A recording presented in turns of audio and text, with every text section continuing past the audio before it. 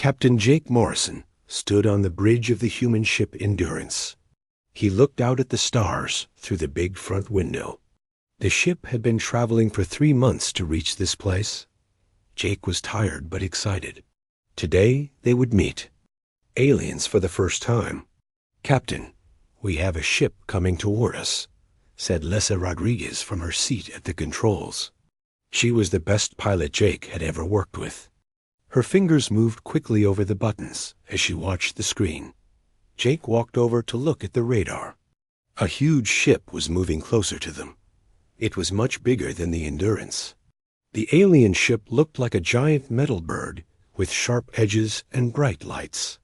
"They are sending us a message," said Pete Johnson from his communication station. Pete was good with languages and had studied alien signals for years. He put the message on the main screen.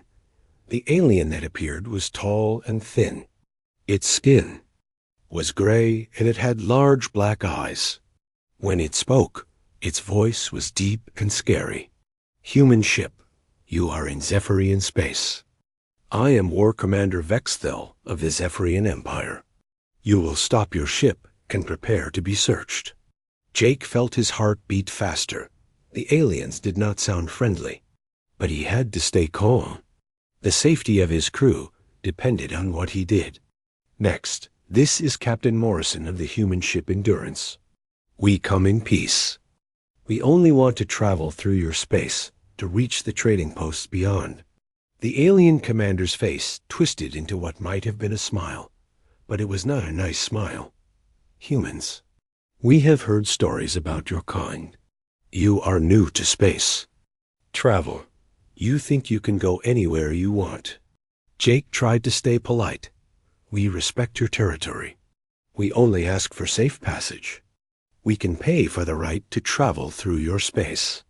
War Commander Vexthel laughed. The sound was like metal scraping against metal. "You misunderstand, human. The Zephyrian Empire does not make deals with weak species. We take what we want. Your ship and everything on it now belongs to us." Lisa looked at Jake with worried eyes. She had her hand ready on the engine controls. The Endurance was fast, but the alien ship was much bigger and probably had better weapons. "Wait," Jake said quickly. "There must be something we can do. Some way to prove we are not weak." The alien commander's eyes seemed to light up. "Prove you are not weak? Yes, there is a way. The Zephyrians have an old tradition. Trial by combat. If one of your people can survive our combat test, we will let your ship pass." Jake did not like the sound of this. "What kind of combat test?" "We will choose one of your crew members. They will be placed in our special arena. They must survive for 7 days while our energy drainers work on them. Most species last only a few hours before they collapse from exhaustion." Pete whispered. To Jake, "Captain, this sounds very dangerous. Maybe we should try to run." But Jake knew they could not outrun the alien ship, and if they tried to fight, they would surely lose. The Endurance was built for exploration, not war. "And if our person fails the test," Jake asked, "then your ship and crew become our property. You will work for the Zephyrian Empire until you die."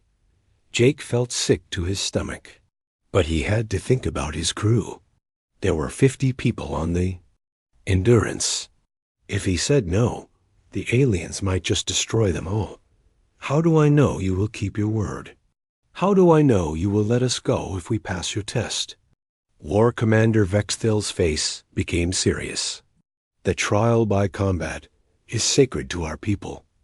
We have never broken this promise. If your warrior survives, you will be free to go. You will also have the protection of the Zephyrian Empire as you travel." Jake thought about his options. None of them were good, but at least the combat trial gave them a chance. "I accept your challenge," Jake said. The alien commander seemed pleased. "Good. You will send one of your crew to our ship. The trial will begin in 1 hour." The communication ended. Jake turned to face his crew. Everyone was looking at him with scared faces. "Captain, who are you going to send?" Lisa asked quietly. Jake had already made his decision. But before he could speak, Sergeant Amy Parker stepped forward. She was a Marine who had joined the crew for protection during the long journey. "I'll go, Captain," Amy said. She was not very tall, but she was strong and brave. Jake had seen her stay calm in dangerous situations before. "Amy, this is very risky.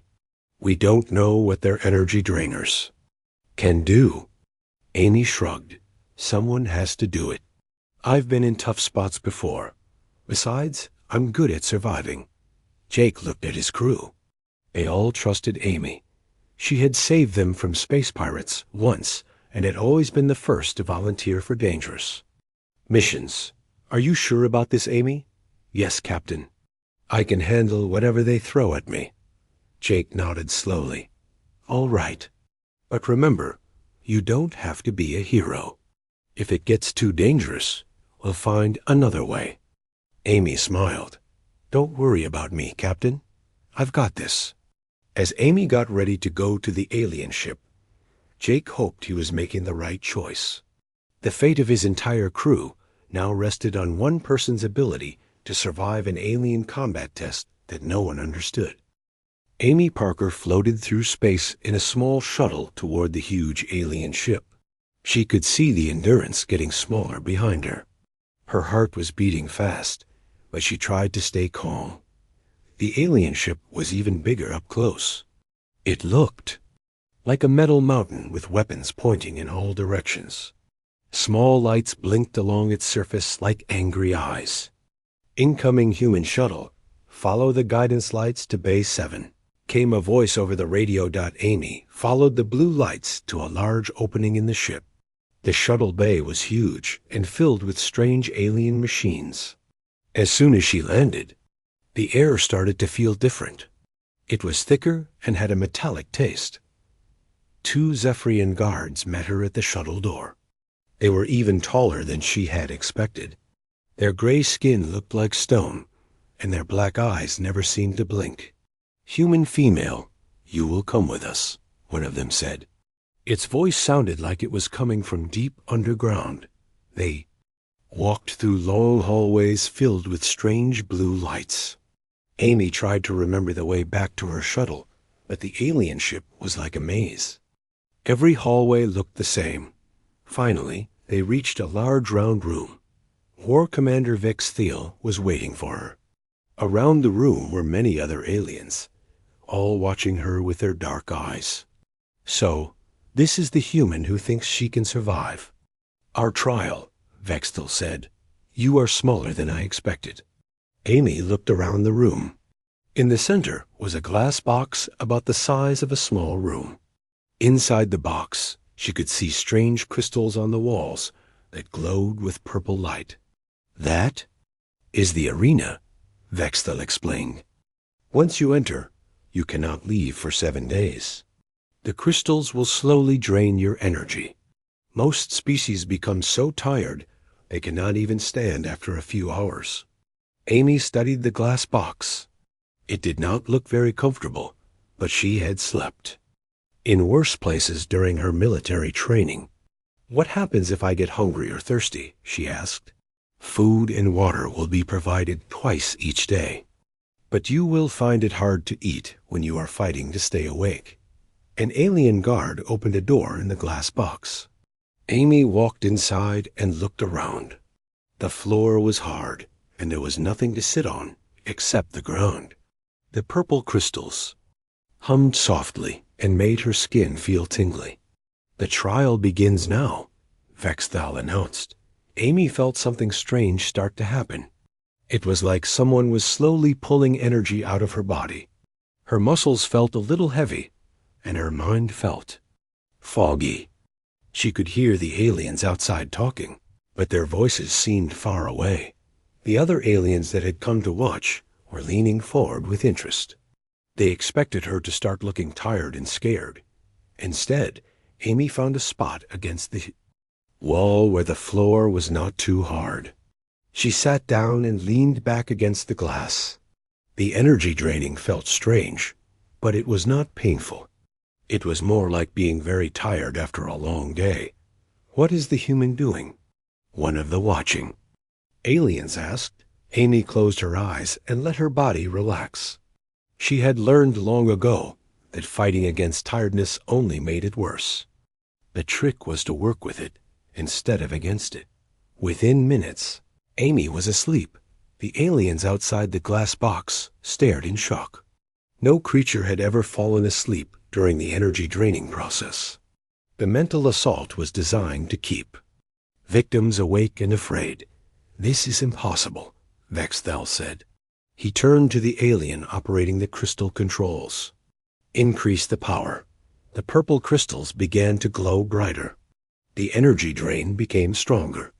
Inside the box, Amy shifted slightly in her sleep, but did not wake up. Hours passed. The watching aliens became more and more confused. Some of them had never seen a creature sleep before. In their culture, sleep was a sign of weakness that only the very young experienced. "How long has it been?" Vexthal asked. 6 hours, War Commander." "The human has been sleeping the entire time." Vexthal's face showed his anger. "No species sleeps through our energy drainers. There must be something wrong with the equipment." The technician checked all the systems. "Everything is working perfectly, War Commander. The crystals are draining energy at normal levels." After 8 hours, Amy woke up naturally. She stretched her arms and yawned like she had just enjoyed a good night's sleep. She looked around the glass box and noticed that the purple crystals were glowing brighter than before. "Good morning," she said to the aliens watching her. "Did I miss anything interesting?" The aliens were so shocked that none of them answered. Amy had not only survived 8 hours of energy draining, but she looked completely refreshed. "I'm getting a little hungry," Amy said. "When do I get some food?" Vexthal was so angry that his gray skin turned darker. "Increase the power to maximum level." The crystals began to glow so brightly that they hurt to look at. The energy drain was now strong enough to knock out most aliens in minutes. Amy felt the change immediately. The tiredness hit her like a wave. But instead of fighting it, she just found another comfortable position and went back to sleep. "This is impossible," Vexthal said again. "No creature can sleep through maximum energy drain." But Amy was already snoring softly. The sound echoed strangely in the crystal chamber.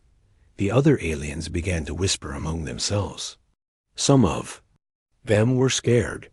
Others were amazed. A few were starting to wonder if the humans were more dangerous than they had thought. "War Commander," one of the older aliens said, "perhaps we should consider that the humans are different from other species." Vexthal did not want to hear this. The Zephyrian Empire had conquered many worlds using their energy-draining technology. If humans could resist it, what did that mean for their power? Amy slept peacefully for another 6 hours. When she woke up, she was still feeling good. She did some simple exercises to stretch her muscles and then sat down to wait for her food. "This is day 1, she called out to the watching aliens. Only 6 more days to go. The aliens looked at each other nervously. If the human could sleep through their strongest energy drainers, she might actually survive the full 7 days. For the first time in his life, War Commander Vexthal was not sure his people would win. Back on the Endurance, Dr. Kevin Walsh was working hard in his lab. He had been watching everything through the video link that the aliens had given them. What he saw made no sense to him. Kevin was the ship's doctor and scientist. He knew a lot about how the human body worked, but he had never seen anything like what Amy was doing. "Captain Morrison to Dr. Walsh," came Jake's voice over the speaker. "Can you come to the bridge? We need to talk." Kevin saved his work and walked quickly to the bridge. Jake was standing by the big window, looking toward the alien ship. Lisa and Pete were at their stations, watching the screens. "Doctor, what is happening to Amy?" Jake asked. "How is she sleeping through their torture?" Kevin shook his head. "I've been studying the video for hours. The alien energy drainers are definitely working. I can see the effects on Amy's body readings.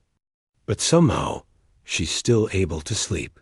"That doesn't make sense," Lisa said. "If those machines are draining her energy, she should be exhausted and scared." Kevin pulled up some data on his tablet. "I think I'm starting to understand. Let me explain what I've learned about the Zephyrian energy drainers." He showed them pictures of the purple crystals. "These machines work by attacking the brain directly. They force the victim to stay awake by making them feel constant fear and worry. The brain can't rest, so the body gets more and more tired." "So, why doesn't it work on Amy?" Pete asked. Kevin smiled for the first time in hours. "Because humans are different. We evolved in a very special way." He called up more information on his tablet. "Millions of years ago, our ancestors were hunters. But they weren't fast hunters like lions. They were persistence hunters. They would chase animals for days until the animals collapsed from exhaustion." "I don't understand," Jake said. "What does that have to do with sleeping?" "Everything," Kevin said excitedly. To be persistence hunters, humans had to be able to keep going for very long periods. But they also had to be able to rest and recover quickly when they had a chance. Kevin showed them pictures of human brain scans. The human brain can do something that most alien brains cannot do. It can compartmentalize. When Amy feels the energy drain, part of her brain deals with it while another part goes to sleep. Lisa was starting to understand. So the alien machines are fighting against part of her brain, but not all of it? Exactly. The Zephyrian energy drainers work by overwhelming the entire brain at once. They've never encountered a species that can separate different brain functions like humans can. Jake felt a spark of hope. "Are you saying that all humans can do this?" Kevin nodded. "I think so. We've all seen humans sleep in impossible situations. Soldiers sleeping during battles. Students sleeping in noisy classrooms. Workers sleeping on uncomfortable breaks. I thought that was just because some people were heavy sleepers," Pete said. "No, it's much more than that," Kevin explained. "It's an evolutionary advantage. Humans can rest their bodies and minds even when there's danger or stress around them. Most species can't do this." Kevin pulled up more data. "I've been comparing human sleep patterns to what we know about other species. Most aliens need perfect conditions to rest. They need quiet, darkness, and safety. But humans can sleep anywhere," Lisa said, remembering her own experiences. "Right, in cars, on planes, in hospitals, during storms. We can even sleep when we're worried or scared. Our brains have learned to shut down the parts that aren't needed and rest the parts that are tired." Jake was getting excited. "So Amy isn't just surviving the energy drainers. She's actually recovering from them while she sleeps." "That's exactly what's happening," Kevin said. "Every time she sleeps, her body and mind reset.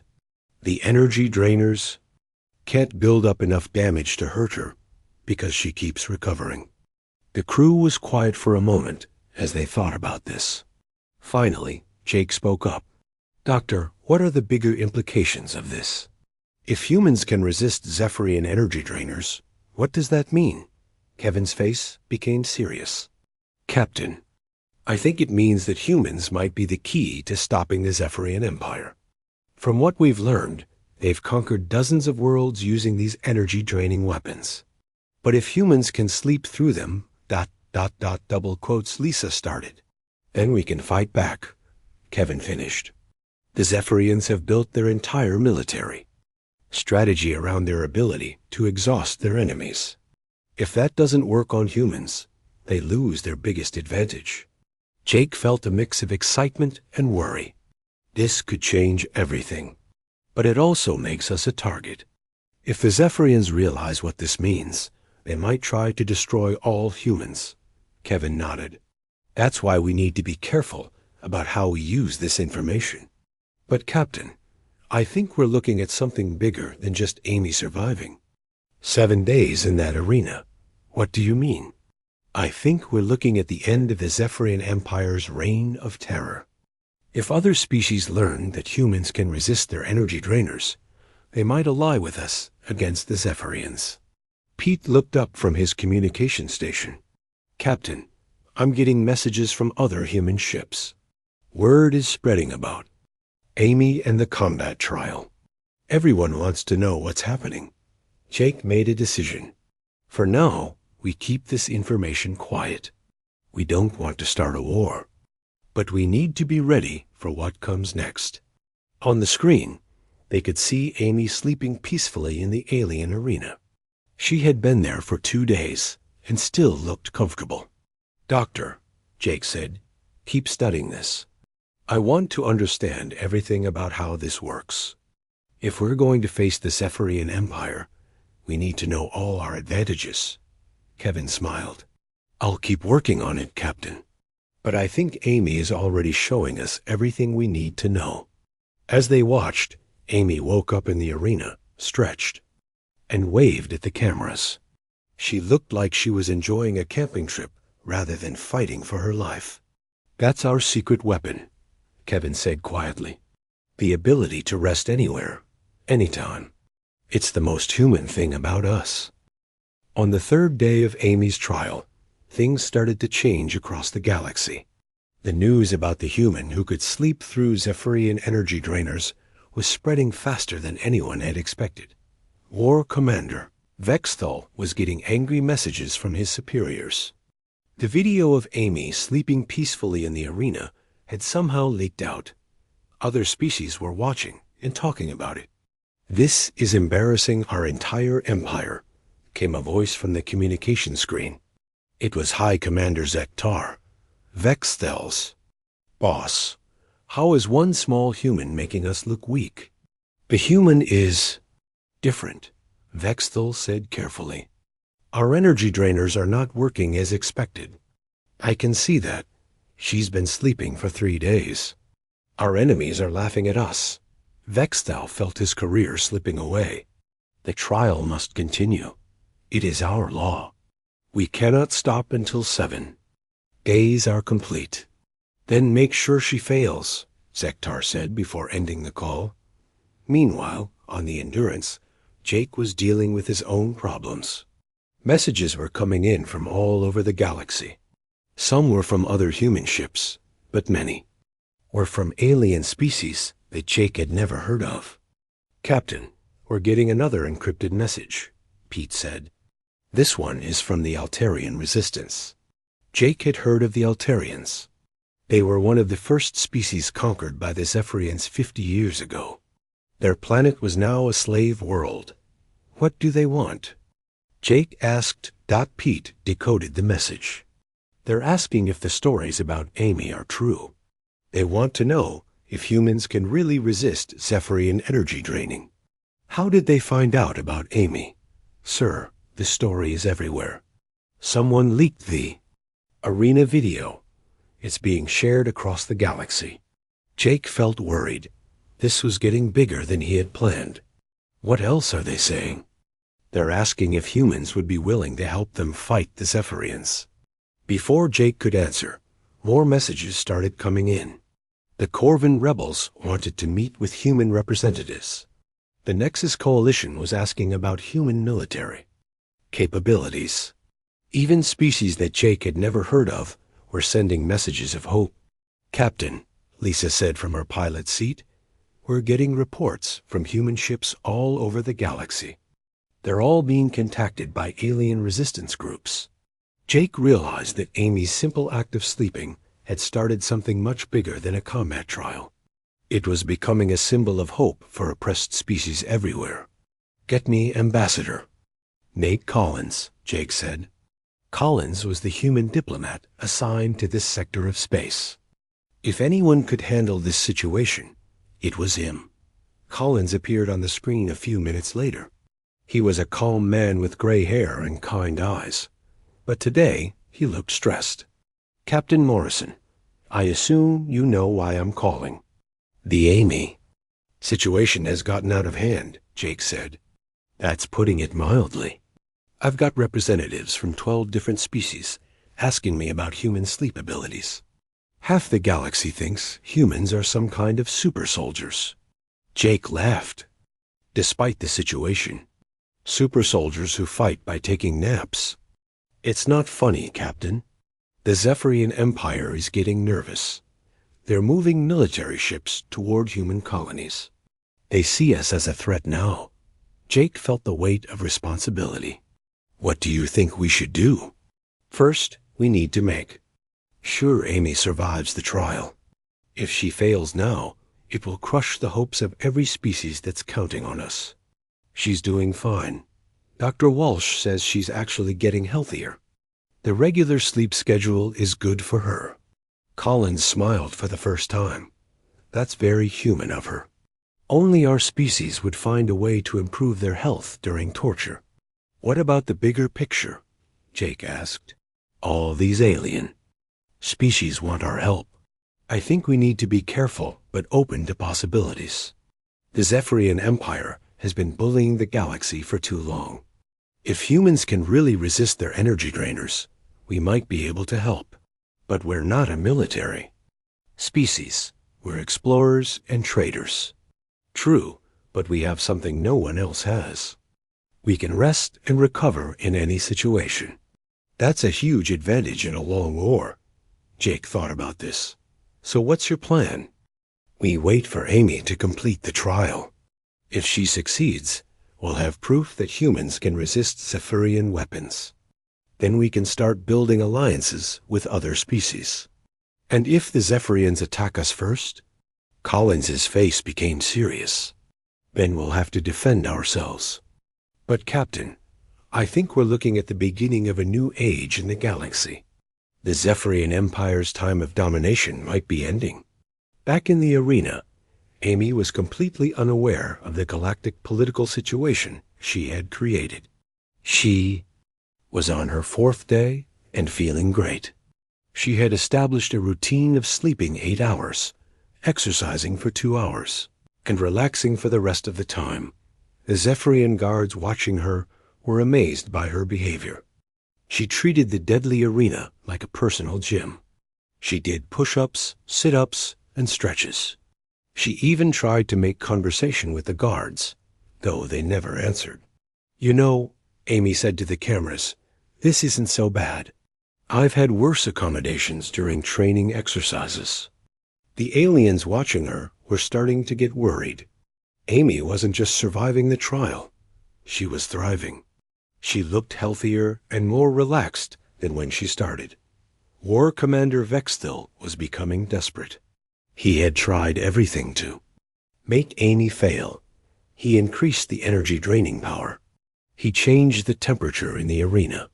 He even tried playing loud, disturbing sounds. Nothing worked. Amy adapted to every change by adjusting her sleep schedule. When it got too hot, she slept during the warmest parts of the day. When the sounds got too loud, she used meditation techniques to fall asleep anyway. "She's making us look like fools," Vexthal said to his officers. "War Commander, perhaps we should consider that the humans are not lying about their abilities," suggested one of the younger officers. "Are you saying we should be afraid of a species that fights by sleeping?"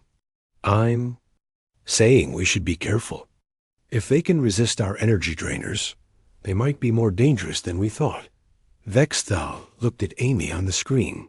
She was sleeping peacefully again, with a small smile on her face. For the first time in his military career, he was starting to doubt that the Zephyrian Empire was invincible. Outside the arena, the galaxy was changing.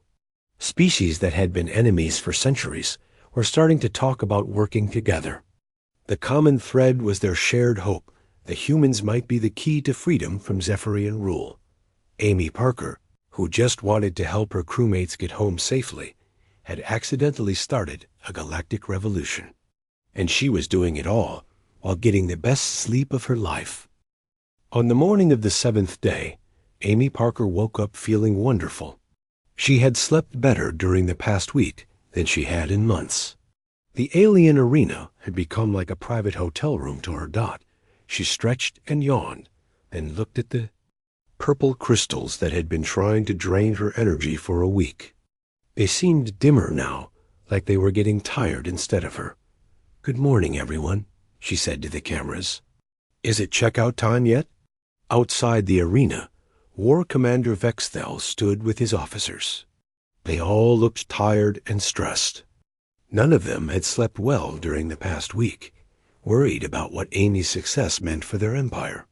"The 7 days are complete," announced the timekeeper. "The trial is over." Vexthel felt sick. He had never lost a trial by combat before. More importantly, no one had ever survived maximum energy draining for 7 days. "Open the arena," he said quietly. The glass door opened with a soft hiss. Amy walked out, looking refreshed and healthy. She had actually gained weight during the week because the stress-free environment had improved her appetite. "Thanks for the hospitality," Amy said to Vexthel. "That was the most relaxing week I've had in years." The war commander stared at her. "You enjoyed the trial?" "Well, I wouldn't call it fun exactly. But I got caught up on my sleep, did some exercise, and had time to think. It was like a vacation." Vexthel's world was crumbling. His species had built their entire civilization on the belief that they were the strongest in the galaxy. Now, a small human female was treating their most feared weapon like a spa treatment. "The trial is complete," he said formally. "You have won. Your ship is free to go." Amy smiled. "Thank you. Can I ask you something?" "What? Why do you use those?" "Energy drainers? They seem really mean." Vexthel was confused by the question. "They are weapons. We use them to conquer our enemies." "But why do you want to conquer people? Wouldn't it be better to be friends?" The war commander had no answer for this. No one had ever asked him why. The Zephyrian Empire conquered other species. It was just what they did. Amy was taken back to her shuttle. As she flew back to the Endurance, she had no idea that she had changed the galaxy forever. On the bridge of the Endurance, Jake and his crew were celebrating. They had watched Amy complete the trial and were proud of her success. "Captain," Pete said, "we're getting a priority message from Earth Command." Jake's good mood faded. A priority message from Earth meant big news, and it was probably not good news. The face that appeared on the screen was Admiral Sarah Johnson, the head of Earth's space fleet. She looked serious, but not angry. "Captain Morrison, congratulations on your successful first contact with the Zephyrian Empire." "Thank you, Admiral.